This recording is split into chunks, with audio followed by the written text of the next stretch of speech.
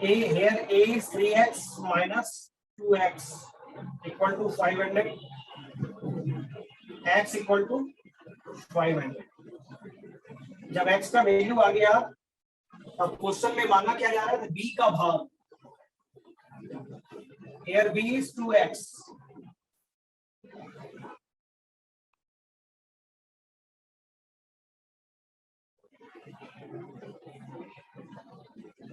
ये बिल्कुल ट्रेडिशनल तरीका है जिसपे हम लोग बनाते हैं एकेडमिक में। जब हम तैयारियां करते हैं उस समय हम लोग ट्रेडिशनल तरीके से ही बनाते हैं और उसमें लैंग्वेज लिखनी होती है। मैंने लैंग्वेज नहीं लिखी है। एक तो ये तरीका है जो लोग पढ़ते आ रहे हैं, ट्रेडिशनल तरीका आना ही चाहिए सबको, क्योंकि कॉन्सेप्ट इसी में छिपा होता है। इसी को हम लोग कॉन्साइज करते हैं। ट्रेडिशनल तरीकों को जब हम लोग स्टेप हटा देते हैं अलग अलग, तो वही शॉर्ट तरीका बन जाता है। अंत में फाइनलिटी पे जहाँ पहुंचते हैं हम लोग, वही ट्रिक हो जाता है। इसको हम लोगों ने ट्रेडिशनल तरीके से देखा। अब एक दूसरे तरीके से हम लोग देखते हैं जो हमारा टाइम सेव करेगा। ये देखने में क्वेश्चन आसान है, आसान क्वेश्चन से ही मैथमेटिक्स सीखे जाते हैं। बाद में इसको कॉम्प्लिकेट हम करेंगे, अलग अलग कंडीशन डालेंगे तो कॉम्प्लिकेट ये होता जाएगा, लेकिन बेस यही होता है सारे क्वेश्चन का।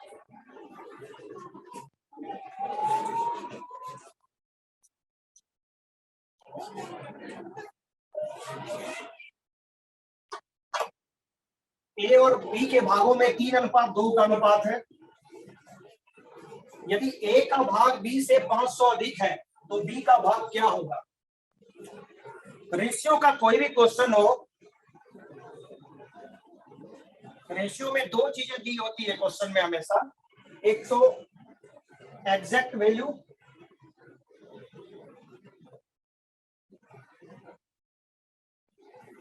और दूसरा रेशियो।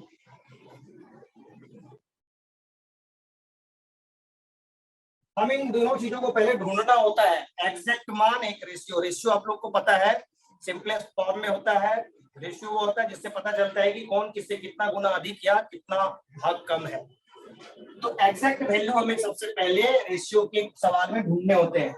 ये तो रेशियो है 1, 3 और 2। वैल्यू दिया हुआ 500, एग्जैक्ट वैल्यू यहाँ कितना है 500। जैसे ही एग्जैक्ट वैल्यू पता चला हमें रिलेशन ढूंढने होंगे। ये 500 किस चीज का है, ये आया कहां से है, ये 500 है क्या, पहले ये पता करते हैं 500 किसने दिया गया। तो क्वेश्चन पढ़ने पे पता चलता है कि 500 अधिक है, ए का भाग बी से 500 अधिक है। इससे पता चलता है कि ये जो 500 है, this is the difference of A and B. Difference between A and B is 500। 500 जो दिया है ये क्या दिया है, ये डिफरेंस है।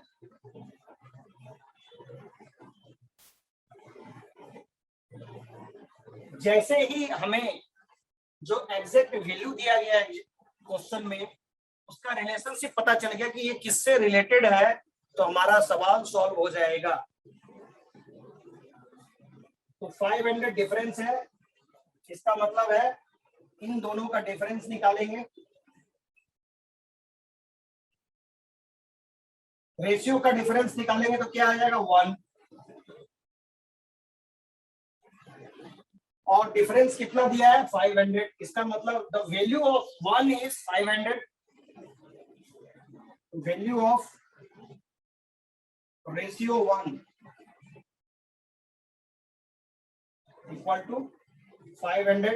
इससे से क्लियर है कि ये जो 500 अमाउंट दिया गया यह अंतर है ए और बी के, और ए और बी का अंतर कितना आ रहा है यहाँ ए। इसका मतलब जो वैल्यू ऑफ रेशियो, एक रेशियो का जो वैल्यू है वो 500 है। अब हम चलेंगे सवाल के मांगा क्या जा रहा है, तो बी का भाग मांगा जा रहा है। बी का भाग क्या है यहाँ 2। जब वैल्यू 1 का 500 है तो 2 का कितना होगा, नेचुरली ये इससे 2 गुना है तो ये भी 2 गुना होगा 1000। आंसर हो जाएगा।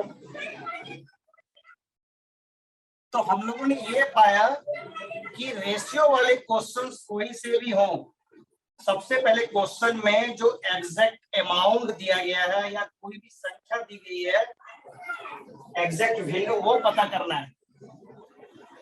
तो हम लोग इससे एक छोटा सा टेक्निक बनाते हैं। टेक्निक पे कम उलझना है, कॉन्सेप्ट समझना है ये वाला। फिर भी कॉन्सेप्ट के बेस पे टेक्निक है ये सभी क्वेश्चंस में काम आएंगे आपके अभी आगे भी। इतना समझ में आ गया ना? अब मैं इसको फॉर्मूले में कन्वर्ट कर रहा हूँ, टेक्निक में।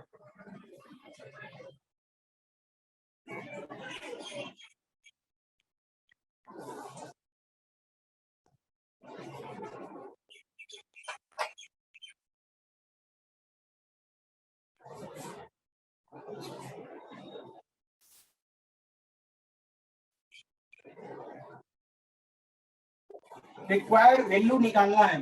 रिक्वायर्ड वैल्यू का मतलब जो क्वेश्चन में मांगा जा रहा है। रिक्वायर्ड वैल्यू के लिए सबसे पहले हमें क्या चाहिए? सबसे पहले रेशियो के सवाल में हमें अमाउंट चाहिए, एग्जैक्ट अमाउंट, एग्जैक्ट वैल्यू और अमाउंट जो भी है। एग्जैक्ट वैल्यू और अमाउंट को हमेशा हम डिवाइड करेंगे किससे? जिससे ये रिलेटेड है। एग्जैक्ट वैल्यू या अमाउंट जिस रेशियो से रिलेटेड है उसी से हम इसको पहले डिवाइड करेंगे। तो यहाँ अगर हम देखें 500 अमाउंट है, ये 500 अमाउंट जो है किससे रिलेटेड है? ए और बी का डिफरेंस। तो हम लोग के लिए फॉर्मूला बनने जा रहा है एग्जैक्ट वैल्यू और amount divided by ratio relating to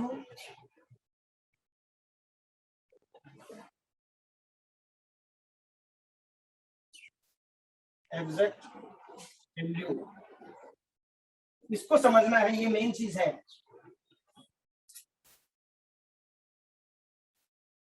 इसको आपने समझ लिया तो रेशियो के क्वेश्चंस में आपको मैक्सिमम क्वेश्चन में कलम टच करने की जरूरत नहीं पड़ेगी।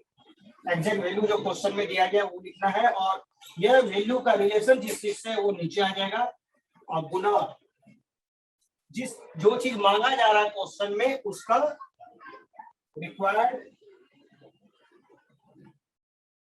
रेशियो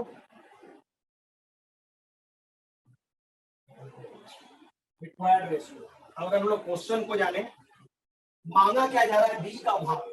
तो बी क्वेश्चन में दिया गया अमाउंट क्या है? कहीं से भी ढूंढ लेंगे, 500 है। अब पता करना है ये 500 है क्या आखिर में। यह 500 बता रहा है कि ए और बी का डिफरेंस है। ए और बी का डिफरेंस क्या है? ए। गुना करेंगे। अब क्वेश्चन में मांगा क्या जा रहा है? बी का वैल्यू, बी का भाग। बी का भाग क्या है? 2। काफी आसान है ये, इसको अच्छे से समझना है। किसी को कोई डाउट है तो पूछ सकता है, क्योंकि यही कॉन्सेप्ट है रेशियो का। बेसिक कॉन्सेप्ट यही है। आप जितने क्वेश्चंस बनाएंगे सब जगह यही काम आएगा। ये आपका काफी टाइम सेव करेगा। किसी को कोई डाउट है तो पूछ सकता है यहाँ, फिर हम आगे बढ़ेंगे दूसरे क्वेश्चन पे इसी से रिलेटेड। आई थिंक बहुत डिफिकल्ट नहीं है ये। हमें सबसे पहले ये पता करना होता है अमाउंट क्या है, अमाउंट लिख देना है ऊपर और डिवाइड करेंगे उस अमाउंट को किससे? वह अमाउंट जिससे रिलेटेड है। क्योंकि यहाँ अमाउंट 500 है, 500 किससे रिलेटेड है? ए और बी का डिफरेंस है। तो here is the this is the difference. ये अमाउंट है डिफरेंस अमाउंट।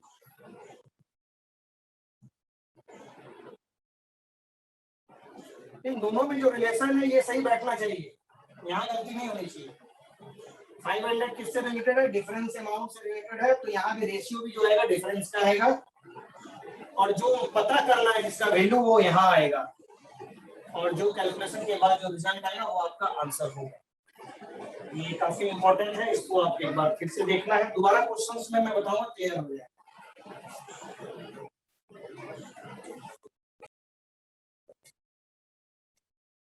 एक कार और मोटरसाइकिल के मूल्य में 1,30,000 का अंतर है। यदि कार का मूल्य मोटरसाइकिल के मूल्य का 5 गुना हो तो मोटरसाइकिल का मूल्य क्या होगा? हम लोग एक चीज याद रखेंगे, रेशियो वाले क्वेश्चन जब आते हैं तो बहुत जगह आपको रेशियो नहीं दिया गया होगा। जैसे पिछले क्वेश्चन में 2-3 अनुपात 2 का अनुपात था, या जो भी अनुपात है वो एग्जैक्टली दिया गया। कई बार अनुपात नहीं देके उसके बीच कौन कितना गुना अधिक है या कम है ये दिया रहता है। एक ही बात है, कौन कितना गुना कम या कितना ज्यादा है ये दिया गया रहता है। दोनों में कोई फर्क नहीं है, दोनों अनुपात ही है, क्योंकि मैंने अनुपात में ही बताया था दो राशियों के बीच जो अनुपात होता है वह दो राशियों के बीच उस संबंध को बताता है जिससे यह पता चलता है कौन राशि किस राशि से कितना गुना अधिक है या कितना भाग कम है। तो यहाँ डायरेक्ट अनुपात नहीं देके एक रिलेशनशिप बता दिया गया है कौन किससे कितना गुना ज्यादा है, इसलिए यह अनुपात का ही क्वेश्चन है। पहली बात तो ये ध्यान में रखना है कि हर जगह अनुपात नहीं दिया गया हुआ। You have to find out whether the question is relating to ratio और नॉट। जब आप क्वेश्चंस को पढ़ेंगे तो क्लियर हो जाएगा। हम लोग इसको ट्रेडिशनल तरीके से भी बना सकते हैं जैसा कि पहले बताया, एक्स मान के। दूसरा एक तरीका जो मैंने शॉर्ट तरीका है, हम इस पे फोकस करेंगे अभी। कार और मोटरसाइकिल की बात हो रही है, C4 कार, M4 मोटरसाइकिल। कहता है पहले रिलेशनशिप ढूंढना है दोनों के दामों में। कार का मूल्य मोटरसाइकिल के मूल्य का 5 गुना है। नेचुरली कार का दाम ज्यादा होता है मोटरसाइकिल से। कार का मूल्य मोटरसाइकिल से 5 गुना है। ये अगर 1 रुपया है तो ये 5 रुपया है। दिस इज, इससे छोटा भी अमाउंट नहीं हो सकता। अगर यहाँ 2 बोलते तो यहाँ 10 हो जाता है। तो हमें रेशियो में सबसे स्मॉलेस्ट फॉर्म का इस्तेमाल हम लोग करते हैं। 1 रुपया कार मोटरसाइकिल का दाम है तो कार का 5। यही तो अनुपात है। अनुपात ही तो बताता है कौन किससे कितना गुना ज्यादा है। तो एम सी जो है एम से 5 गुना ज्यादा है, इससे पता चल रहा है। तो हमने सबसे पहले इसको अनुपात में के फॉर्म में लिख दिया। अब हम लोग फॉर्मूला लगाएंगे, सीधा सा सॉल्यूशन निकालेंगे। मानना क्या जा रहा है क्वेश्चन में, सबसे पहले ये देखो, मोटरसाइकिल का मूल्य, दैट मींस एम का वैल्यू निकालना है। मैंने बताया था कि जिस चीज का वैल्यू निकालना हो सबसे पहले हम लोग ये देखेंगे जब इसमें कोई एग्जैक्ट अमाउंट, एग्जैक्ट वैल्यू कहीं कुछ दिया हुआ है। एग्जैक्ट वैल्यू यहाँ 1,30,000, एग्जैक्ट वैल्यू यहाँ 1,30,000 लिख देंगे। सबसे पहले हमेशा हम लोग डिवाइड करते हैं, डिवाइड करेंगे, किससे डिवाइड करेंगे? ये जो 1,30,000 है इसका क्या रिलेशनशिप है, किस से इसका संबंध है? तो हम लोग पढ़ते हैं कार और मोटरसाइकिल के मूल्य में 1,30,000 का अंतर है। अंतर है, अंतर है मतलब डिफरेंस। इसका मतलब दिस इज द डिफरेंस। मूल्यों का अंतर है, डिफरेंस है। तो नीचे भी क्या आएगा? डिफरेंस। एक ही जाति की चीजें यहाँ आएंगी। यहाँ तो एग्जैक्ट वैल्यू ले रहे हैं तो नीचे हम लोग हमेशा रेशियो लेते हैं। तो डिफरेंस लेने की बात जब आएगी तो इन दोनों का डिफरेंस लेंगे, 5 - 1। मांगा किसका जा रहा है वैल्यू? मोटरसाइकिल का। तो मोटरसाइकिल का वैल्यू क्या है? 1 है, ये वाला वैल्यू। तो ओवरऑल कितना आ जाएगा हमारा? 1,30,000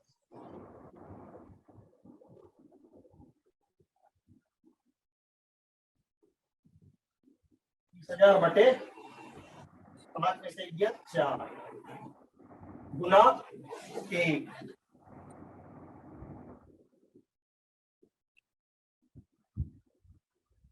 इसको सॉल्व करेंगे, 32,500 आ गया। सॉल्यूशन वाला पार्ट आप करेंगे, कैलकुलेशन वाला। अब क्वेश्चन ये है कि इस तरह के क्वेश्चंस पूछे जाएंगे या अलग तरह के पूछे जाएंगे। इस तरह के भी क्वेश्चन पूछे जा सकते हैं या आपसे कुछ और चीजें इससे मांगी जा सकती है। आपको ये वाला कॉन्सेप्ट दिमाग में फिट कर लेना है रेशियो वाले क्वेश्चंस के लिए। जो अमाउंट एग्जैक्ट दिया गया वो ऊपर, यह एग्जैक्ट अमाउंट किससे संबंधित है उसका रेशियो नीचे, और जिस अमाउंट का वैल्यू निकालना हो वह यहाँ आएगा, गुना हो। इसको छोटी इसमें भी बना सकते हैं हम लोग, एक एक नियम से जो हम लोग सॉल्व करते हैं, लेकिन हमें यही कॉन्सेप्ट याद है। अगर इसी क्वेश्चंस को अलग तरीके से पूछ दिया जाए, अगर कहा जाए, मैं इसमें थोड़ा सा ऐड करता हूँ, अलग तरीके से बनाता हूँ इसको।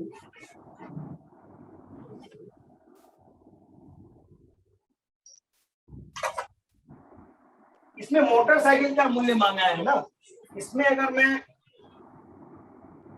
कार का वैल्यू मांग लूं तो भी कोई फर्क नहीं पड़ता है।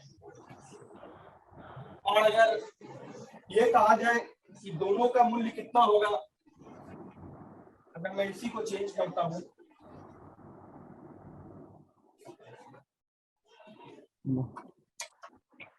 क्या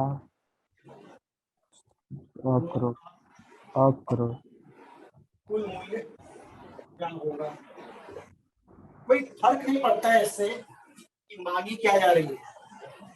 सिंपल सा आंसर इसका हो जाएगा, टोटल मांगा जा रहा है, टोटल का मतलब C प्लस M, दोनों को जोड़ेंगे तभी ना टोटल आएगा। कॉन्सेप्ट फिर वही लगाएंगे, कुछ अमाउंट अगर दिया गया वो अमाउंट ढूंढ लेंगे। 1,30,000 ऊपर है, इसको डिवाइड करेंगे किससे, 1,30,000 जिससे संबंधित है। 1,30,000 है क्या, दोनों के मूल्य का अंतर, ये है डिफरेंस। डिफरेंस क्या है 4, मांगा क्या जा रहा है C plus M, C plus M करेंगे तो क्या हो जाएगा 5 प्लस 1 6, इसका जो वैल्यू आएगा वो आपका आंसर होगा। Very simple. तो रेशियो के क्वेश्चन में हमेशा ये बात याद रखना है कि जो अमाउंट दिया गया है वह अमाउंट कहीं ना कहीं होगा, चाहे वो रुपये के तरीके से दिया गया हो, एज हो, उम्र हो, दूरी हो, कुछ भी हो, वो अमाउंट कहीं ना कहीं रिलेशनशिप आपको मिलेगा ही क्वेश्चन में। वो अमाउंट ढूंढ लेना है तो आपका क्वेश्चन आधा सॉल्व हो जाएगा। वही अमाउंट को डिवाइड करेंगे हमेशा वो अमाउंट जिसके संदर्भ में दिया गया हो, जिससे रिलेटेड हो, उसके बाद जो मांगा जा रहा है उससे मल्टीप्लाई कर देंगे हम, वैल्यू उसका आ जाएगा। सबसे सिंपल तरीका है। हम लोग फिर आगे अगले टाइम पे चलते हैं, तो काफी सिंपल हो जाएगा। इस पे आपको काफी टाइम बचेगा इस पे।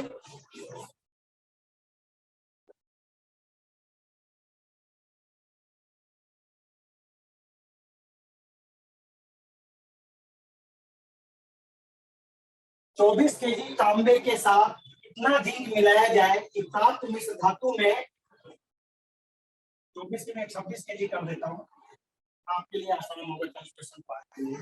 26 केजी तांबे के साथ, तांबा और जिंक है ना 27 केजी है, 27 केजी तांबे के साथ कितना जिंक मिलाया जाए कि प्राप्त मिश्र धातु में तांबे और जिंक का अनुपात 9:4 हो जाए। कॉपर एंड जिंक, इसका सिंबल पता होगा सबको, C4 कॉपर, Zn से जिंक, केमिस्ट्री में पढ़ा होगा आपने। सबसे पहले तो ये देखते हैं अनुपात दिया गया है 9:4, कहता है आप 27 केजी तांबा के साथ कितना जिंक मिलाएं कि अनुपात ये हो जाए। थोड़ा सा अलग क्वेश्चन है ये, लेकिन कॉन्सेप्ट वही पुराना वाला ही। तांबा कितना है 27 केजी, एक्चुअल ये रेशियो है, एक्चुअल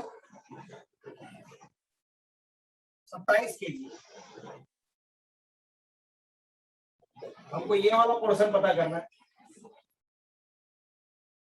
हम लोग हमेशा रेशियो का कॉन्सेप्ट है, कहीं ना कहीं अमाउंट दिया गया होगा, यहाँ अमाउंट है 27 केजी के फॉर्म में 27, इसको डिवाइड करेंगे हमेशा हम इससे, यह जिससे रिलेटेड है। 27 केजी है क्या है, तांबा, यह तांबा है ना, कॉपर सी,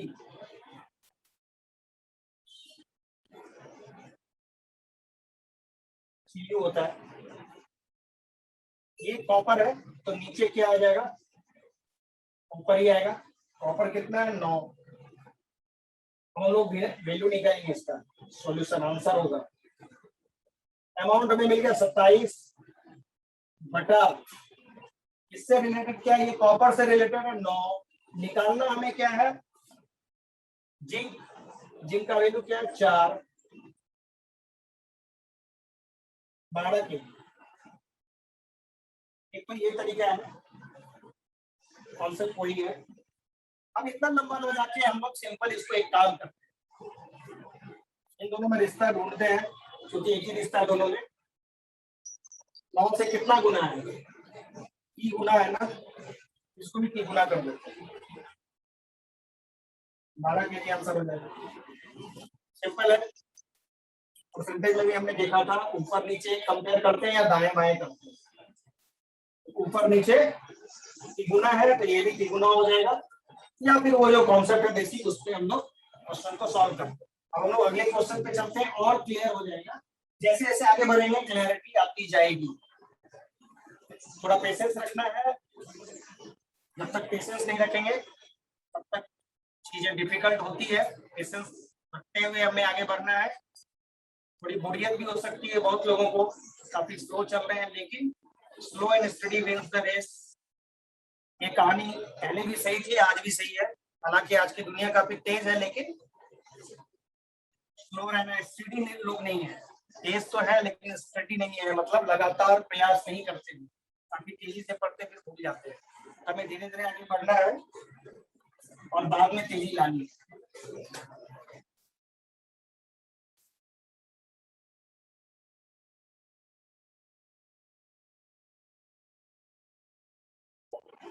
शॉर्ट में मैंने इसको लिखा है, किसी कॉलेज में बॉय और गर्ल्स की संख्या का अनुपात 8:5 है। यदि गर्ल्स 160 है, ये पहले 8 और 5 का अनुपात है। गर्ल्स 160 है, इसी 160, तो टोटल कुल छात्रों की संख्या क्या है? कुल छात्र का, छात्र में दोनों आएंगे। कुल छात्रों की संख्या हमें निकालनी, हमें क्या निकालनी है? टोटल। टोटल का मतलब B plus Y plus girl. Value क्या दिया हुआ है? 160। इसका वैल्यू है ये गर्ल्स का। गर्ल्स क्या है? 5। हमें निकालना क्या है? बॉय और गर्ल्स। 8 और 5 13।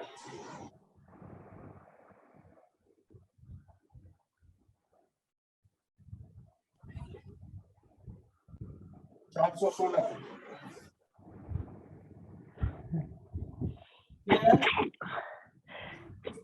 किसी का भी वैल्यू माना जाए, हम उसी वैल्यू से इसको गुना करेंगे। अगर हमें कहा जाए कि बॉय और गर्ल्स के संख्या का अंतर क्या होगा, तो अंतर का मतलब 3 हो जाएगा। अगर डिफरेंस मांगे बॉय माइनस गर्ल, क्या आ जाएगा? वैल्यू तो यही रहेगा, 160/5 गुना बॉय माइनस गर्ल्स हो जाएगा 3। ये हो जाएगा आंसर। तो ये चीज तो कांस्टेंट रहेगी हमेशा, क्योंकि इसी के बेस पे क्वेश्चंस आपके बनने हैं सारे, इसलिए फोकस हमें इस पे करना है। दूसरा तरीका ये है, 5 का मान 160 है, 5 का वैल्यू 160 है, क्योंकि 5 का वैल्यू 160 है, इसलिए अब मांगा क्या जा रहा है? कुल छात्र। कुल बने 8 5 13, इसलिए 13 का मान क्या होगा? 160/5 गुना 13। बात वही है, हम जिस भी प्रोसेस में बनाए हम पहुंचेंगे वही अंत में, चाहे एक्स मान के बनाए या एक एक नियम पे बनाए या फिर इस कॉन्सेप्ट का यूज करें, तीनों सेम है, रास्ते अलग अलग है, पहुंचेंगे हम वही अंत। तो अगले क्वेश्चंस पे जाते हैं।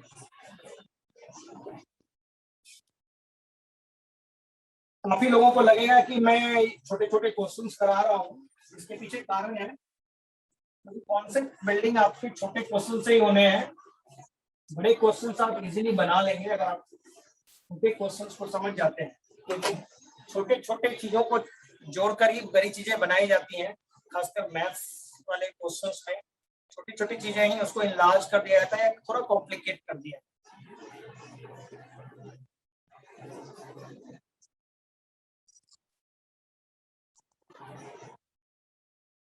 कोई धन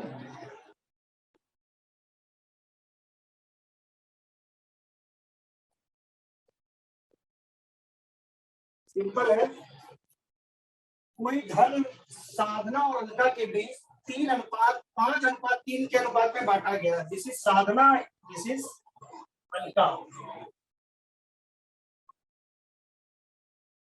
3 के अनुपात में बांटा गया। यदि साधना का भाग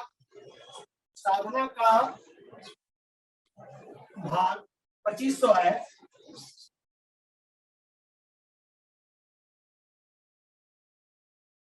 तो उनके भागों में कितने का अंतर है, दोनों के भाग में कितने का अंतर है, हमसे क्या माना गया है, अंतर। अंतर का मतलब इन दोनों के बीच कितना अंतर है, 2 है ना। इसका वैल्यू कैसे निकालेंगे हम लोग, सिंपल सी बात है। 5 का वैल्यू कितना है, 2500। एक तो तरीका ये है, दूसरा तरीका हम सिंपल जो कॉन्सेप्ट बताए थे, अमाउंट कहीं दिया हुआ है 2500, यह अमाउंट से रिलेटेड रेशियो क्या है, किससे संबंधित 2500, ये साधना से संबंधित है, साधना का पार्ट है, साधना का पार्ट है 5। मांगा क्या जा रहा है, अंतर, तो दोनों का अंतर क्या है, 2।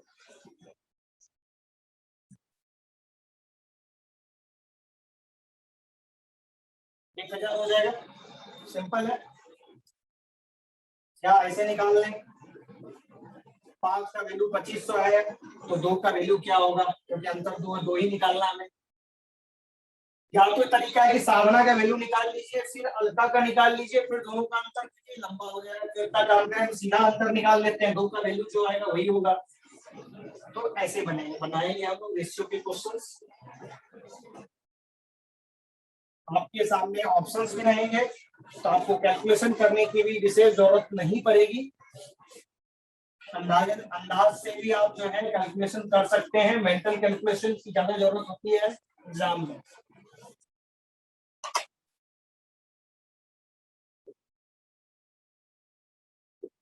पेंसिल,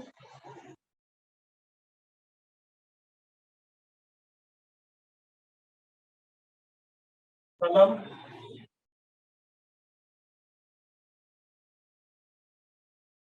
अभ्यास पुस्तिका, ये 3 चीजें दी गई है। तीनों का अनुपात 10, 2, 3। यदि 120 पेंसिल है, ये सिंपल दिख रहा है, ऐसे ही दिख रहा है, 12 गुना है, तो जो चीजें निकालना है इसलिए निकल जाएगा। अभ्यास पुस्तिका कितनी, अभ्यास पुस्तिका निकलनी है, इसको भी 25 हो जाएगा। सिंपल था ये, रिलेशन ऐसे निकाल सकते हैं, एक ही बात है। जिस तरीके से आपको माइंड में क्लिक कर जाए क्वेश्चंस की सहूलियत के हिसाब से, उस तरीके का इस्तेमाल करके हम लोग क्वेश्चंस बनाते हैं। क्वेश्चंस पे भी डिपेंड करता है कि आप कौन सा तरीका अख्तियार करें, कौन सा तरीके को अडॉप्ट करें। ये जब आप प्रैक्टिस करेंगे उससे पता चल जाएगा ये क्वेश्चंस ऐसे बनाना है।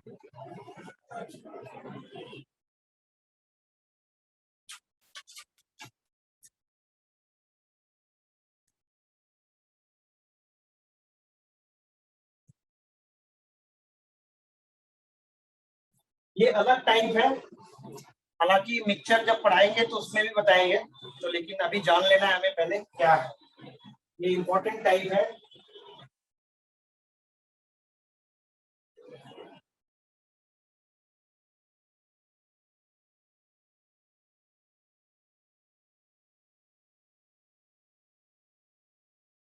बहुत इंपॉर्टेंट क्वेश्चन है ये। सोना और तांबे के 2 मिश्र धातु है, ए और बी।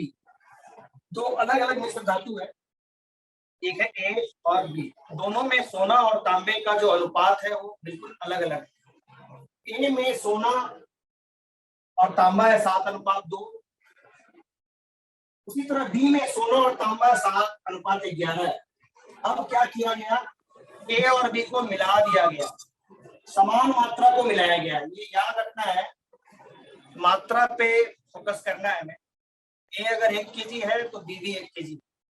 क्वेश्चन में एक आ गया, यदि ए और बी की समान मात्रा को मिला के, समान मात्रा मिला दिए तो तीसरा आइटम बन जाएगा, तीसरी मिश्र धातु बन जाएगी। क्यों, क्योंकि ए में जो मात्रा है सोने और तांबे की वो अलग है, बी में भी अलग है। तो तीसरी धातु जो बनाएंगे उसमें सोना सोने में मिलेगा, तांबा तांबे में मिलेगा। इस तरह से मान के अगर चले हम तो दोनों की मात्रा बदल जाएगी। तो वही कह रहा है कि तीसरी जो मिश्र धातु बनेगी उसमें सोना और तांबा का रेशियो क्या होगा।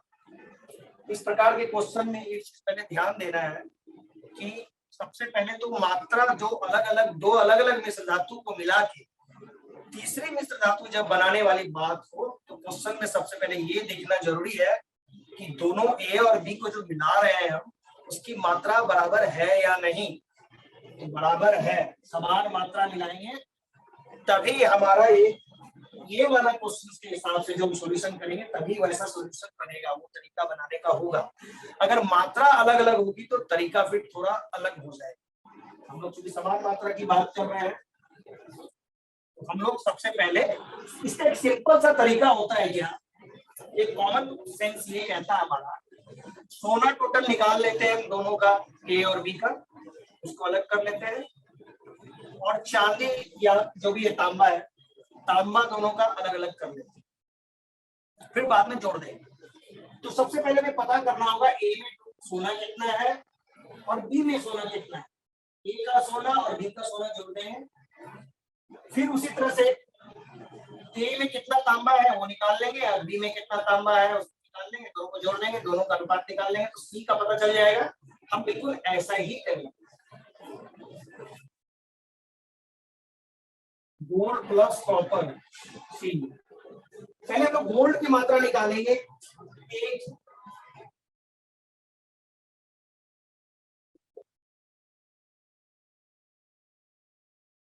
ए में गोल्ड और कॉपर कितना है, 7:2 है ना। तो गोल्ड का मात्रा क्या निकलेगा, 7/9। इसको याद रखना,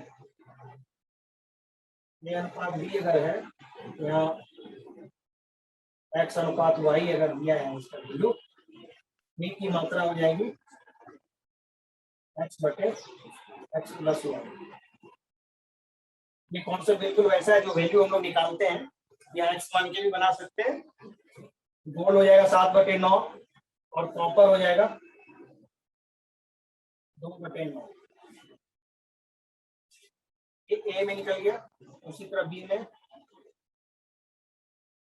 गोल्ड और कॉपर है 7/11,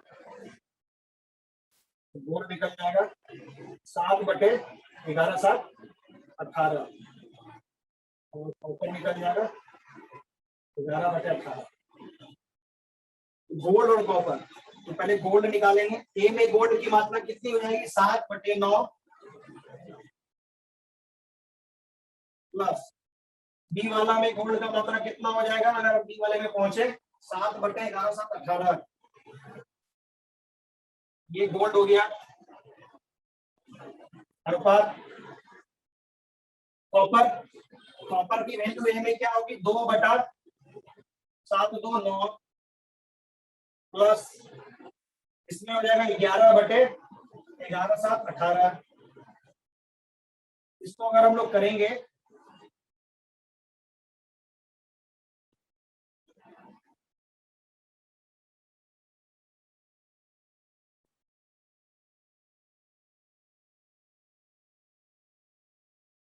तो 14/7 अनुपात 15/18। अनुपात में हमें पता है कट जाता है, हम लोग इसको सिंपलेस्ट फॉर्म में करेंगे।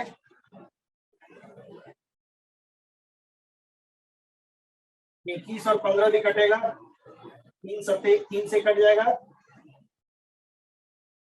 7:5। काफी एग्जाम में ये सवाल पूछा गया है, इस तरह के सवाल सिंपलेस्ट फॉर्म है। यह इसको आप टेक्निक भी समझ सकते हैं, प्रोसेस भी इसका ही है। अगर डिस्क्रिप्टिव टर्म में बनाना हो तो भी हम ऐसे ही बनाते हैं, केवल लैंग्वेज हमें लिखनी है। आप चाहे तो x मान के बना सकते हैं, a और दोनों मिश्र धातु का जो मान है वो x kg है, x kg में फिर इसका वैल्यू निकाल लीजिए, सोने का फिर तांबे का, फिर b में सोने और तांबे का निकाल के जोड़ देंगे। प्रोसेस यही होगा। बाद में जब सिंप्लीफाइड फॉर्म आएगा तो यही आएगा। तो ये इंपॉर्टेंट है, ये आप मिक्सचर में भी पढ़ेंगे। इस तरह एक चैप्टर है वैसे, इसमें केवल मिक्सचर वाले केसेस होंगे, दूध पानी का मिश्रण, सोना चांदी का मिश्रण, कैसे कैसे मिक्स करते हैं हम लोग, उस तरह के क्वेश्चन इसमें पिक्चर में आएंगे।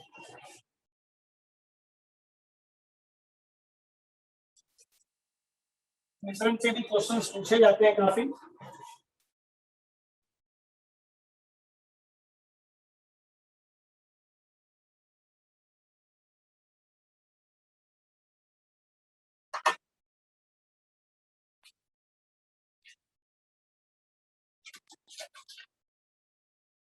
ये दूसरा टाइप में बताने जा रहा हूँ, काफी इंपॉर्टेंट है ये और काफी इंटरेस्टिंग भी है, हम लोग इसको देखते हैं।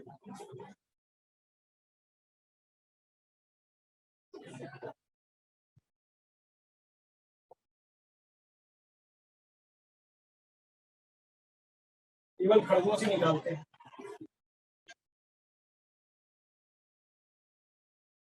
क्योंकि फुल तो आप बता ही रहे हैं।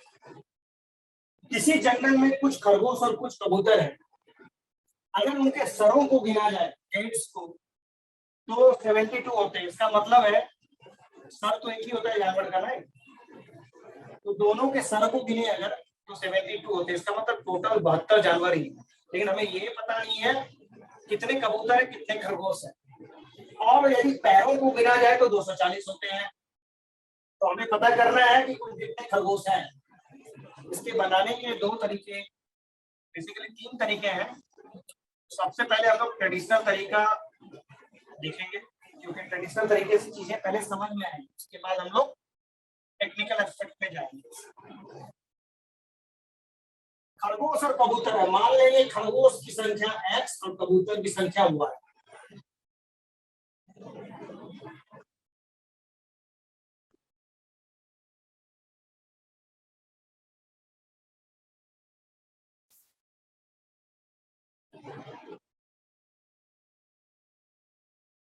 थोड़ा शॉर्ट में मैं बताऊंगा, इसमें लैंग्वेज में नहीं लिख रहा हूँ। एक खरगोश को कितना सर होता है? एक सर। एक कबूतर को एक ही सर होता है, इसीलिए x प्लस y दोनों के सरों को जोड़ेंगे 72 हो रहा है। पहला इक्वेशन बन गया। और यदि पैरों को गिना जाए तो 240 होते हैं। एक खरगोश का कितना पैर होता है? 4 पैर। तो एक्स कबूतर को कितने होंगे? एक कबूतर को अगर 4 पैर तो 2 कबूतर को 4 गुना 2, 3 कबूतर को 3 गुना 4, यानी पैरों की संख्या से गुना करते हैं। एक्स कबूतर है तो टोटल पैर कितना हो जाएगा? 4x प्लस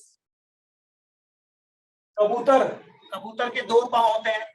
एक कबूतर को 2 पांव, तो वाई कबूतर को कितना पांव हो जाएगा? 2y, 2 से गुना कर देंगे, दोनों का पांव को जोड़ेंगे तो कितना आ रहा है? 240। ये क्वेश्चन में ही कहा जा रहा है। ये इक्वेशंस आपके रेडी हो गए।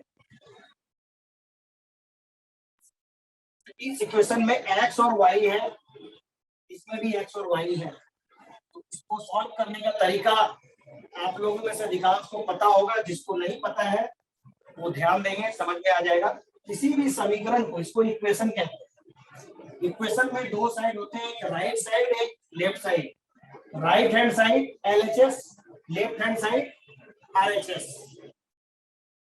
तो किसी भी समीकरण को समान संख्या से गुणा करने पर, लेफ्ट में भी या राइट में भी, तो उसके समीकरण पे कोई फर्क नहीं पड़ता, कोई न्यूमेरिकल वैल्यू पे, इसकी वैल्यू पे कोई असर नहीं पड़ता है। उसी तरह से भाग करने में भी असर नहीं पड़ता है। तो इस तरह के इक्वेशन को सॉल्व करने के लिए हम लोग करते क्या है, जिसका वैल्यू निकालना हो, खरगोश निकालना है, खरगोश यहाँ क्या है? x को छोड़ के y को बराबर करेंगे, क्या कोई सा भी निकाल, अभी झमेले में नहीं पड़ना है। तो x और y है, इसमें y है 2y है, x 4x, किसी एक को बराबर कर लेंगे हम। यहाँ 2y है तो इसको हम लोग 2 से अगर गुना कर दे समीकरण को, कितना हो जाएगा? 2 से गुना करेंगे तो पूरे को गुना होगा 2x प्लस 2y बराबर 72 गुना 144। अब ये तो ऐसा ही रहेगा, 4x प्लस 2y बराबर दोनों को अगर माइनस करें हम, उल्टा भी कर सकते हैं, 2x में से 4x गया माइनस 2x, ये माइनस हो जाएगा, ये कट गया, बराबर 240 में से 144,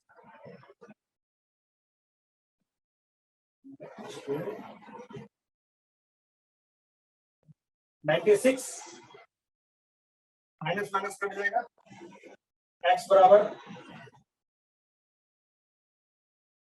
48, x का वैल्यू हमारा 48 आ गया। अब हमें निकालना क्या है, खरगोश 48 है, 48 खरगोश। ये तो तरीका हुआ हम लोग एक्स वाई जेड मान। दूसरा हम लोग इसको कैसे शॉर्ट तरीके से हम बनाए, काफी इंटरेस्टिंग है।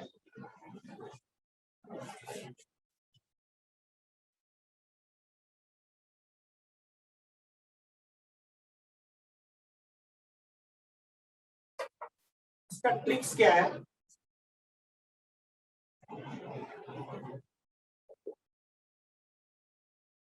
टोटल मानकर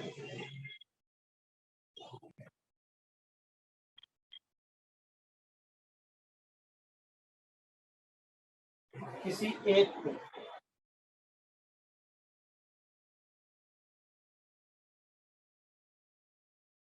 एक को टोटल मानकर हम लोग इसको सॉल्व कर सकते हैं। तो हमें ये ध्यान रखना है, जिसका वैल्यू निकालना उसको छोड़ के दूसरे को टोटल मान लें। खरगोश निकालना तो कबूतर टोटल मान लेंगे, और कबूतर निकालना तो खरगोश को टोटल मान लेंगे। फिलहाल हम लोग पहले टोटल किसी को भी मान लेते हैं, बाद में समझाएंगे क्यों ऐसा करें। मान लेते हैं कि जंगल में केवल खरगोश ही है,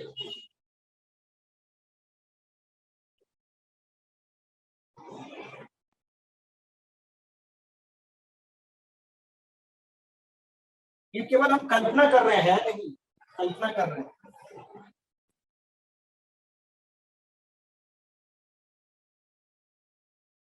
अगर केवल खरगोश ही हो तो कितना हो जाएगा, 72 खरगोश हो जाएगा ना, क्योंकि दोनों को सर को जोड़ दें तो 72, इसका 72 की संख्या में है टोटल, इसलिए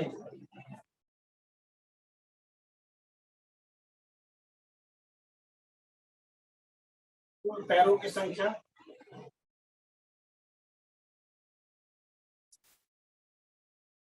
72 और गुना एक खरगोश का 4 पाँव,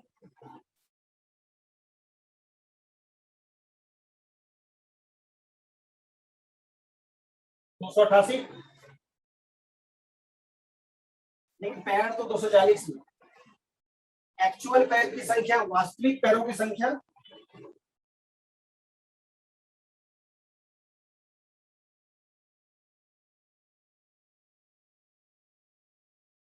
240। इसका मतलब कुछ एक्स्ट्रा पैर हो जा रहा है, इसलिए एक्स्ट्रा पैर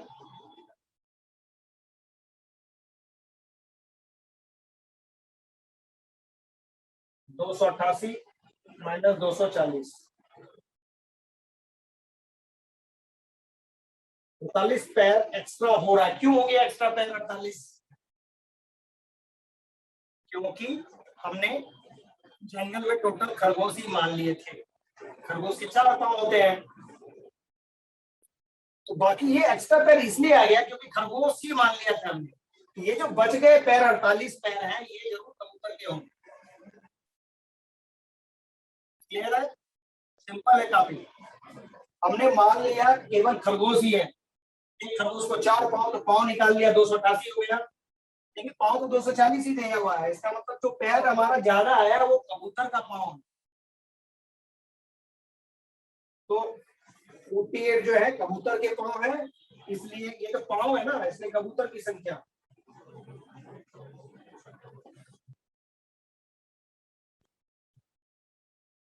48/2 24। अब हम लोग क्वेश्चन को देखें, हमने जब टोटल खरगोश माना तो कबूतर निकल गया, टोटल तो 72 ही है ना, 72 में से 24 हटाने खरगोश निकल जाएगा, लेकिन अब वो उल्टा काम हो जाएगा, इसलिए मैंने कहा था जिसका संख्या निकालना हो उसका उल्टा मानेंगे।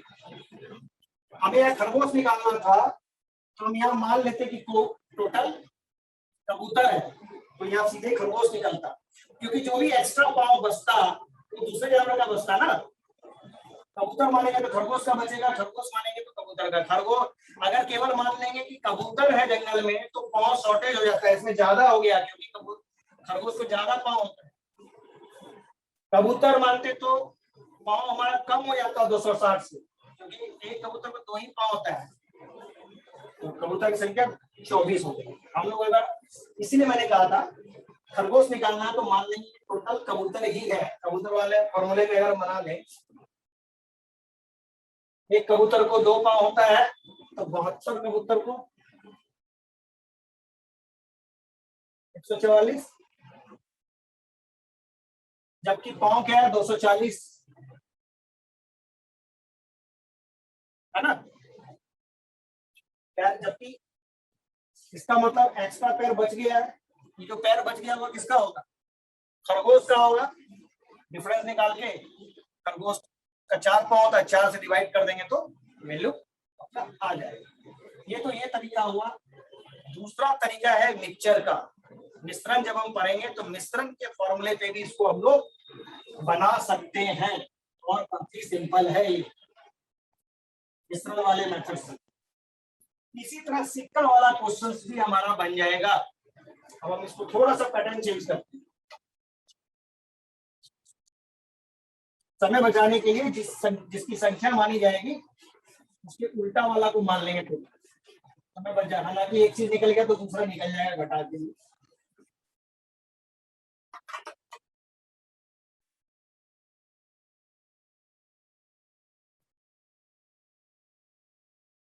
राम के पास 100 और 50 के कुल 55 नोट है। यदि टोटल धन 5000 रुपया है तो 50 रुपए के कितने नोट है, 50 का रुपया का नोट मांग रहा है। मान लेंगे कि हम लोग सब नोट 100 का ही है।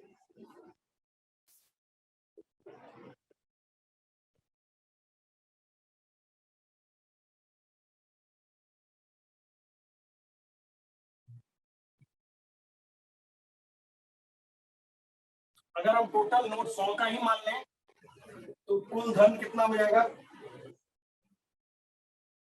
नोट कितना है टोटल 50, 55 गुना 100,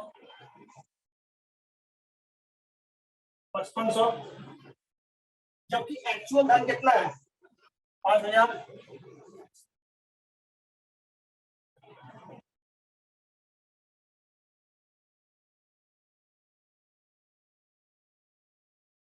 इसलिए अंतर आ गया 500 का, 500 रुपए का अंतर आ गया, क्योंकि हमने मान लिया था कि 100 का ही नोट है, जबकि नोट की 50 का भी है, इसलिए हमारा वैल्यू ज्यादा आ गया। ये 500 ज्यादा क्यों आया, इसका मतलब ये 500 रुपया जो है ये 50 वाला नोट है, इसीलिए 50 के नोटों की संख्या 500 बटा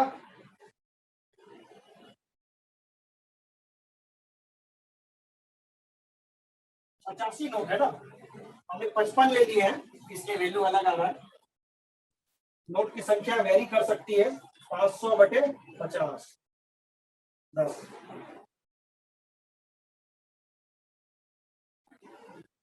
ये डिपेंड करेगा अमाउंट कितना है उससे। तो ऐसे सवाल को एक्स वाई जेड से भी बना सकते हैं हम लोग, और ऐसे भी बना सकते हैं। दूसरा तरीका, मिश्रण जब हम पढ़ेंगे तो मिश्रण के फॉर्मूले पे भी हम लोग इसको बना सकते हैं। मिश्रण और पार्टनरशिप पढ़ेंगे उस पर भी बना सकते हैं।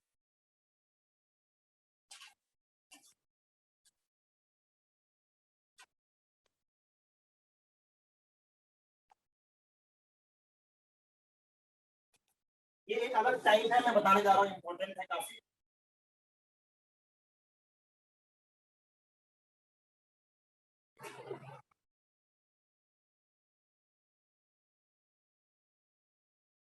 हम लोग इन क्वेश्चंस को देखेंगे। पिता और पुत्र की उम्र में 6:1 का अनुपात है। फादर एंड सन,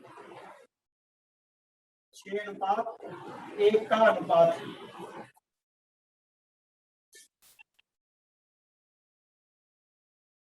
5 वर्ष बाद, ये दिस इज प्रेजेंट,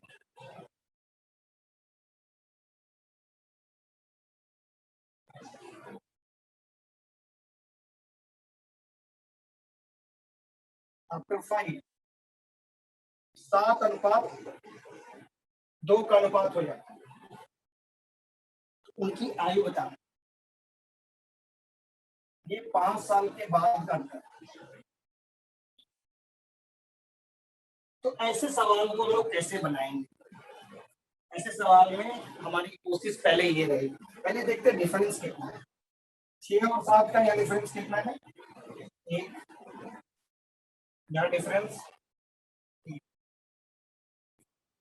हमारे लिए आसान हो गया,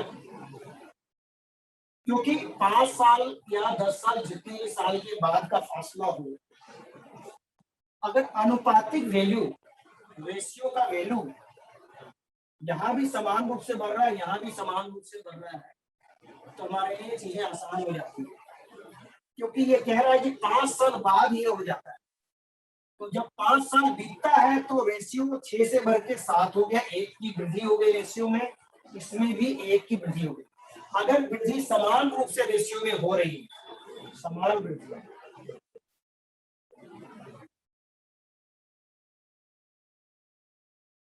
समान वृद्धि हो या समान कमी, दोनों जगह समान वृद्धि कमी हो रही है, ये क्यों हो रही है? ये क्यों बढ़ गया? ये प्लस क्यों हो गया? क्योंकि 5 साल बढ़ गए, ये जो 1 आया वो 5 को लेके आया, इसका मतलब 1 का वैल्यू 5 ईयर है, इस 1 का मान 5 साल है। अब हमें जो निकालना निकाल लेंगे। उनकी उम्र क्या है, उनकी आयु क्या है? तो फादर की आयु, उनकी आयु क्या है, इसका मतलब ये है कि वर्तमान वाला मांगा जा रहा है, नहीं कि मुझे वर्तमान आयु को समझना है कि वर्तमान की आयु मांगी जा रही है। अगर पूछेगा कि 5 साल बाद कितनी आयु है, तो 7 निकालेंगे, 7 का वैल्यू अभी का मांग रहा है, तो 1 का मान 5 साल है, तो 6 का मान 5 गुना है, 6 पंचे 30, पिताजी 30 साल के हैं, पुत्र तो 1 का वैल्यू 1 ही है, 5 साल। क्लियर है? तो इस प्रकार चूंकि एज भी पढ़ाना है, एज वाले चैप्टर में जब हम जाएंगे तो इससे भी कॉम्प्लिकेटेड सवाल आएंगे, तो सिंपल था, ये समझाने के लिए बताया था, ताकि एज वाले में जब जाए तो उसमें अलग तरह की चीजें। अब 2 टाइप हो गए, मैं चाहता हूँ इसको खत्म कर लूँ आज।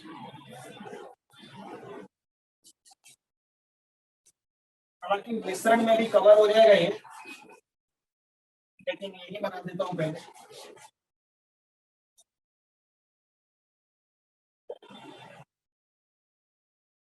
ये बहुत इंपॉर्टेंट क्वेश्चन है, इसको ध्यान से देखना है, मिश्रण में भी पढ़ाऊंगा इसको। 50 लीटर दूध और पानी के मिश्रण में दूध और पानी का अनुपात 3:2 है। मिल्क एंड वाटर 3:2, टोटल कितना है? 50 लीटर। अब कहता और कितना पानी हम मिला दें, अनुपात उलट जाए, मतलब ये 2 हो जाए, इधर 3 हो जाए, मिलाना क्या है? पानी। ऐसे सवाल के लिए सिंपल से याद रखना है,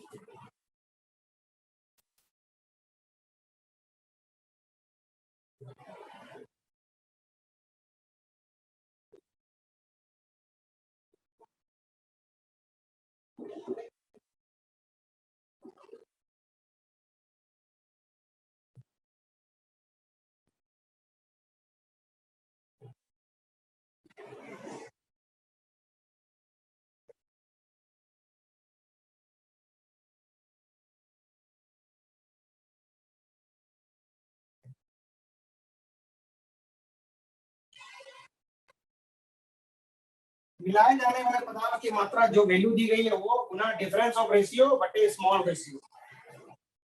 तो वैल्यू दिया गया है हमारा यहाँ 50 लीटर गुना अनुपात का अंतर बटे छोटा अनुपात,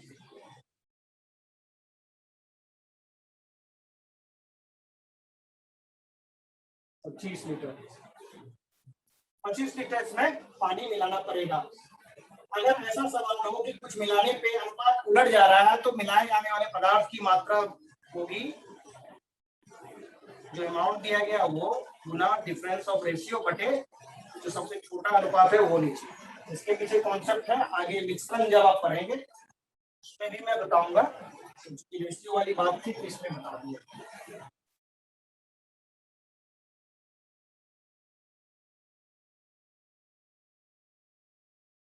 इस तरह के प्रश्न और भी आपसे रहेंगे, थोड़ी से घुमा फिरा के, तो इसी मेथड पे बनेगा ये। तो हमारा रेशियो का चैप्टर ऑलमोस्ट खत्म हो गया। कोई भी चैप्टर कभी 100% कंप्लीट नहीं होता है, क्योंकि वेरियस टाइप्स होते हैं, सारे सवाल हम एक जगह नहीं कर सकते हैं। लेकिन जो एग्जाम में पूछे जाते हैं इन्हीं पैटर्न पे क्वेश्चंस पूछे जाते हैं कमो बेस, या फिर इनको थोड़ा सा ट्विस्ट किया जाता है, लेकिन सारे क्वेश्चंस ऐसे ही रहेंगे। अब हम लोग बात कर लेते हैं आगे के चैप्टर के बारे में, मिक्सचर, पार्टनरशिप और एज के बारे में। एज कोई अलग चैप्टर नहीं है, हम लोग रेशियो पे ही हम लोग एज पढ़ेंगे। मिश्रण थोड़ा सा डिफरेंस है इसका कॉन्सेप्ट, लेकिन हम लोग सहायता रेशियो की लेते हैं इसको बनाने के लिए। पार्टनरशिप और मिक्सचर ऑलमोस्ट सेम चीज है, थोड़ा कॉन्सेप्ट का डिफरेंस है, लेकिन दोनों में इस्तेमाल हम लोग रेशियो का ही करते हैं। इसलिए मैंने कहा था कि परसेंटेज और रेशियो काफी अहम चैप्टर है। इनमें कमांड अगर हो गया तो मैथमेटिक्स के मैक्सिमम चीजें कवर हो जाती हैं, इसी में टाइम लगता है, बाकी तुरंत हो जाता है। अब हम लोग आगे एक चीज पर डिस्कस कर लें कि कुछ लोगों ने क्वेरी करी हम लोग किस तरीके से जीएस पढ़े, और मैंने किसी को इनवाइट भी किया था, हमारे फ्रेंड है, वो पूछ भी रहे थे कि स्टूडेंट को बेसिकली चाहिए क्या। तो मेरे समझ से मैं अपना ओपिनियन हमारा ये है कि चैप्टर वाइज अगर आप जब तक ना पढ़े, जीएस एक चीज ऐसी है कि आप एक समंदर है ये, आप उसमें खो जाएंगे। तो हमें एक तरीका इख्तियार करना होगा कि हम लोग सिलेबस वाइज पढ़ें। जैसे हिस्ट्री पढ़ना है, हिस्ट्री में एंसेंट हिस्ट्री है, मेडावल हिस्ट्री है और मॉडर्न हिस्ट्री है, तो हमें उस तरीके से एंसेंट हिस्ट्री में भी अलग अलग पार्ट करके पढ़ने होते हैं, मेडावल में भी अलग है और मॉडर्न हिस्ट्री में भी अलग है, और इंटरनेशनल हिस्ट्री भी पढ़ते हैं हम लोग, हालांकि तीनों में कवर हो जाता है। तो जीएस पढ़ने के तरीके क्या हैं, अभी अगर आप नहीं पढ़ रहे हैं तो मैं उसको पहले बताऊंगा, क्योंकि ऑब्जेक्टिव तरीके से पढ़ना समाधान नहीं है। तो आप नोट्स कैसे बनाएंगे, आप कोई मैगजीन जरूर पढ़ रहे होंगे फिलहाल, आप एक बेसिक किताब कोई सी भी जीके की आप पढ़ते रहें, साथ में जो मंथली मैगजीन लेते हैं, नोट्स कैसे बनाया जाता है ये मैं आपको बताऊंगा। अभी मैं बता देता हूँ, आप नोट्स जरूर बनाएं। बिना नोट्स बनाए आप के पास जीएस, कम से कम जीएस हो, मैं तो ये कहता हूँ कि जीएस ही नहीं, मैथमेटिक्स हो, रीजनिंग हो या इंग्लिश हो, उसके नोट्स बनाने जरूरी है। क्योंकि जब आप नोट्स बनाने बैठते हैं तो आप स्टडी करते हैं, बहुत ऐसी चीजें हैं जो दोबारा आपको स्टडी करनी होती है during the course of preparation of notes. तो जब आप नोट्स बनाते हैं तो आपका रिवीजन भी होता है। दूसरी बात यह है कि वो नोट्स चूंकि आपके खुद के बनाए हुए होते हैं, तो आप उसको जब दोबारा पढ़ते हैं तो चीजें जल्दी ग्रैप्स होती है, और रटने की जरूरत नहीं है। रटने से ज्यादा हम लोग कॉन्सेप्ट पे ध्यान देंगे, हालांकि रटने का भी काम करना होता है हमें, लेकिन जब हम प्रैक्टिस करते हैं तो वो चीजें ऑटोमेटिक दिमाग में हमारी वो छप जाती हैं। और जब हम क्वेश्चंस पेपर देखते हैं तो चूंकि ऑप्शंस की सुविधा है हमारे पास ऑब्जेक्टिव एग्जाम्स के लिए, तो वो चीजें फ्लैश कर जाती हैं और हम आंसर सही टिक कर देते हैं। तो हम लोग पहले ये देखते हैं कैसे हम लोग बनाते हैं। तो मैं अपना एक नोट्स आपको पहले मैं दिखाता हूँ, मैं बताना चाहता हूँ कि कम समय में कैसे हम जीके इम्प्रूव करें। मान लेते हैं आपने एक मैगजीन ली है, सामान्य ज्ञान दर्पण पढ़ रहे हैं या प्रत्युत्तर दर्पण या कोई भी मैगजीन पढ़ रहे हैं, तो उसमें जब आप सबसे पहले ये करें, सरसरी निगाह से पहले जो बेसिक चीजें हैं वो पढ़ें, संपादकीय जरूर पढ़ें, सम टाइम में खबरें जरूर पढ़ें। और सबसे अहम है कि जो पैटर्न के क्वेश्चंस पेपर भी दिए हुए होते हैं उसमें डिफरेंट एग्जाम्स, चाहे आप एसएससी की तैयारी कर रहे हैं, लेकिन आपको क्वेश्चंस रेलवे के भी देखने हैं, डिफेंस के भी देखने हैं, बैंकिंग के भी देखने हैं, आपको पता होना चाहिए कि पैटर्न्स क्या चल रहा है। तो मान लेते हैं कि आप करंट अफेयर्स पढ़ रहे हैं, जैसे ओलंपिक गेम हुए हाल में, ओलंपिक के बारे में काफी चीजें आपको उसमें मिलेंगी। जैसे ही हम ओलंपिक के बारे में पढ़ रहे हैं तो आप एक कॉपी लेंगे, मैं दिखा रहा हूँ एक कॉपी, एक कॉमन सा आप नोटशीट ले लेंगे, नोटबुक। उस नोटबुक के आप 4-5 सेक्शन अपनी सहूलियत के हिसाब से कर देंगे। एक में आप बनाएंगे स्पोर्ट्स, पेज नंबर 1 से लेके 20 तक। मैं एग्जांपल दे रहा हूँ, 20 के 30 की आप रख सकते हैं या 10 की रख सकते हैं। स्पोर्ट्स, पर्सन इन न्यूज, उसके लिए 10 पेज रख दिया आपने खाली। उसके बाद हिस्ट्री, साइंस, साइंस में भी आप पार्ट कर सकते हैं, केमिस्ट्री, फिजिक्स, बायोलॉजी। उसके बाद आप ज्योग्राफी का, पॉलिटिकल साइंस का, इकोनॉमिक्स का। उसके बाद कुछ चीजें ऐसी है जो मिसलेनियस टाइप की होती है, तो मिसलेनियस का भी 4-5 सेक्शन आपने बना दिया। अब आप मैगजीन लेके बैठे हैं, सपोज मैगजीन में सबसे पहला खबर जो है ओलंपिक गेम से रिलेटेड है, तो आपने सबसे पहले ये पता करना है, क्योंकि आप ओलंपिक पढ़ने जा रहे हैं, ओलंपिक के गेम के बारे में, ओलंपिक में किस देश ने कितने मेडल लिए। तो जैसे ही ओलंपिक आता है तो हमारे दिमाग में एक स्वतः क्वेश्चन आ जाना चाहिए कि ओलंपिक है क्या, आखिर ओलंपिक शुरुआत कैसे। अब आपके पास काफी साधन है, पहले काफी किताबें पढ़नी होती थी, 10 किताबें में ढूंढना होता था कि कहाँ है। तब आपके पास गूगल है, आप गूगल में टाइप करेंगे ओलंपिक, तो आपको ओलंपिक से रिलेटेड काफी चीजें, जानकारी मिल जाएगी। तो आपने स्पोर्ट्स वाले कॉलम जो आपने बनाए हैं 15 से 20 पेज का है, वो सबसे पहले आप लिखेंगे ऊपर ओलंपिक। पहला ओलंपिक कब हुआ उसमें लिखेंगे। पहला किसी भी चीज का जो होता है वो माइलस्टोन होता है, तो पहली चीज जो होती है उसको आपको नोट डाउन करनी पड़ेगी। ओलंपिक पहले कब स्टार्ट हुआ, इसके पीछे कॉन्सेप्ट क्या था, कितने देश ने भाग लिया, किस देश ने पहला गोल्ड लिया। एक तरह का हिस्टोरिक एस्पेक्ट आपके पास बन गया है ओलंपिक के बारे में।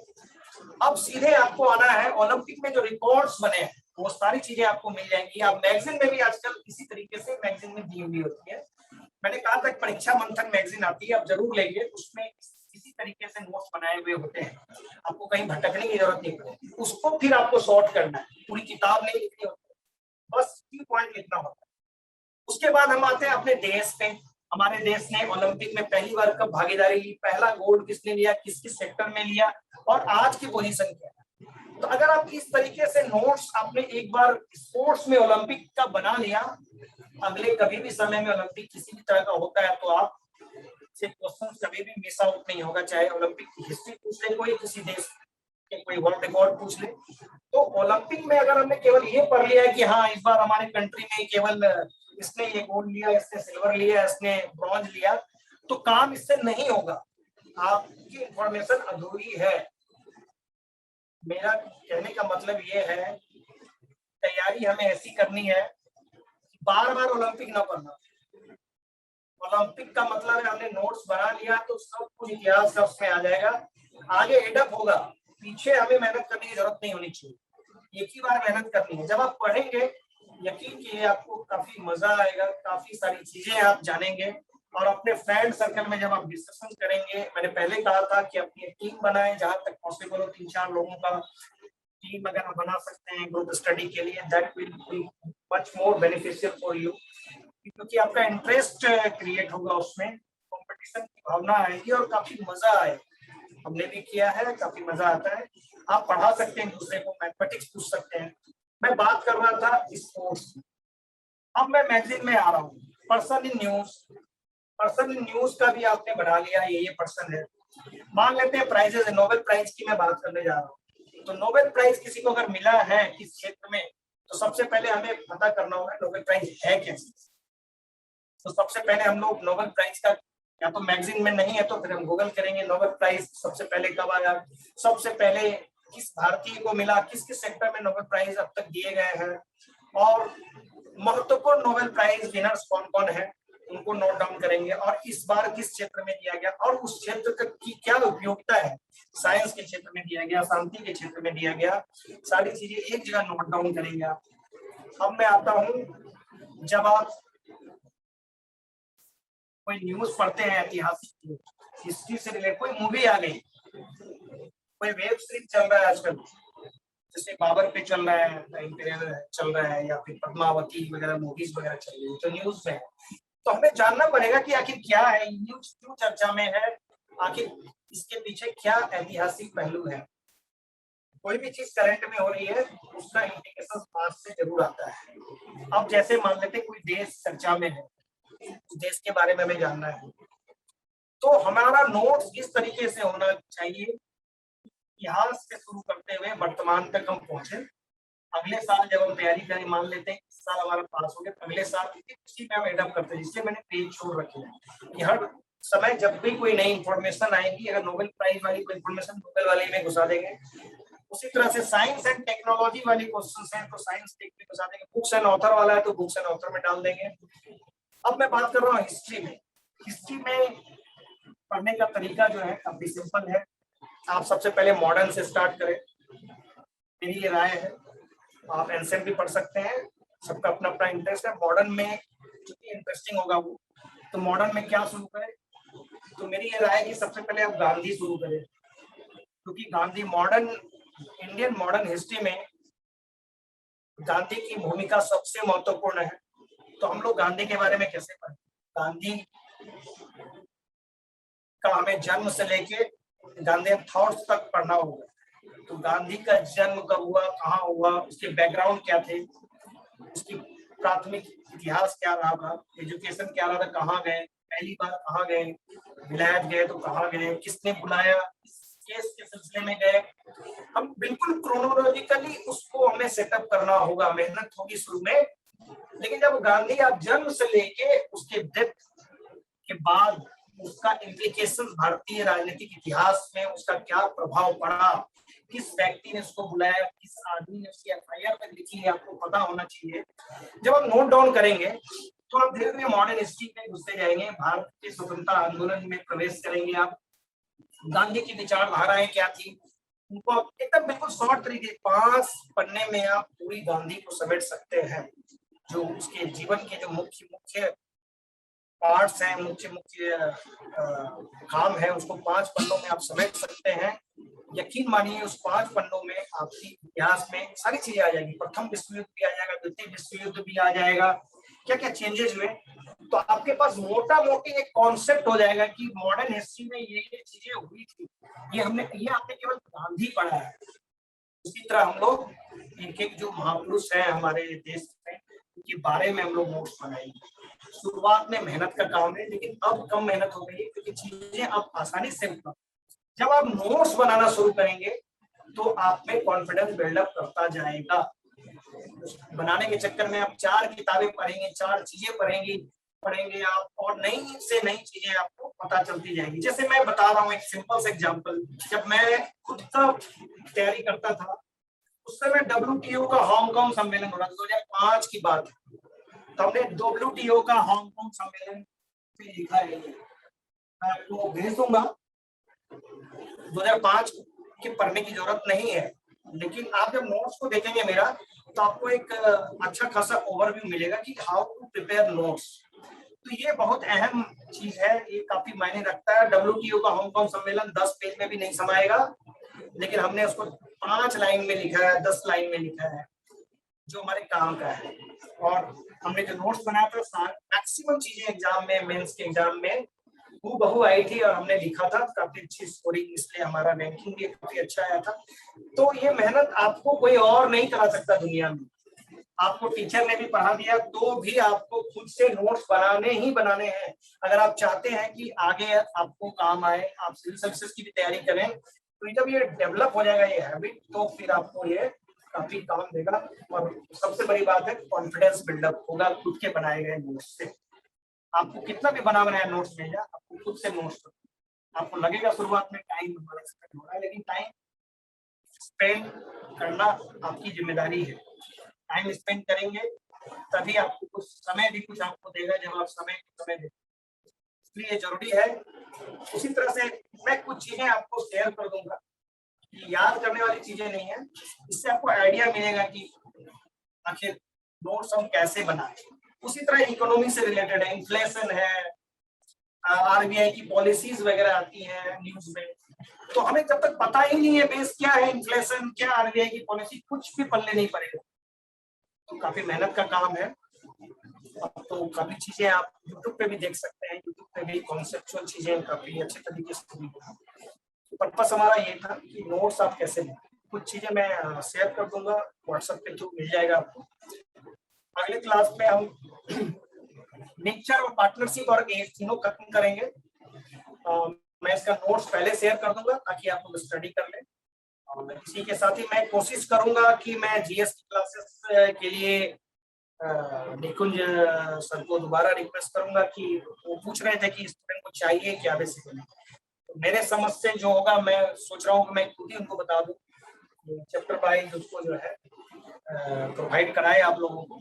और में क्लास भी काफी होगा गाइडलाइन के लिए। बाकी नोट्स वगैरह है तो चीजें मेरे पास काफी नोट्स है, लेकिन नोट्स आपके काम तभी आएंगे जब तक मेरे पास सिविल सर्विसेज के नोट्स है, तैयारी करता था। तो वो चीजें आपको ज्यादा वास्ट हो जाएंगी शुरुआती स्टेज पे। तो थोड़ा कंसाइज में जो चीजें हैं मैं आपको शेयर कर दूंगा ताकि आपको ओवरऑल, जैसे इकोनॉमी हुआ, साइंस हुआ, और जियोग्राफी, पॉलिटिकल साइंस, उसकी बेसिक चीजें मैं आपको शेयर करना शुरू करूंगा। तब तक के लिए आप लोग स्टडी करें और नोटबुक जरूर पढ़ें जो मैंने शेयर किया है। साथ ही साथ ट्रेडिशनल जीके जीएस में बार बार कहता हूँ उसको आप पढ़ते रहें। मंथली मैगजीन जरूर पढ़ें। परीक्षा मंथन आपको मिल जाएगा दिल्ली में, कहीं भी यहाँ नहीं मिलता, मुखर्जी नगर में मिल जाएगा, ऑनलाइन भी मिल जाता है। परीक्षा मंथन जरूर पढ़ें और बेहतरीन चीज है, आपकी लेखन शैली भी विकसित होगी और काफी विद्वान लोग उसमें लिखते हैं और काफी अच्छे तरीके से नोट्स आप उससे बनाएंगे तो ज्यादा फायदा। तब तक के लिए आप लोग अपना ख्याल रखें, स्टडी करें। आज के लिए इतना काफी है। किसी को कोई क्वेरी हो वो आप अपने व्हाट्सएप ग्रुप शायद है आप लोगों का, उसमें डालेंगे तो मुझे पता चल जाएगा। I will try to resolve all the queries. Thank you.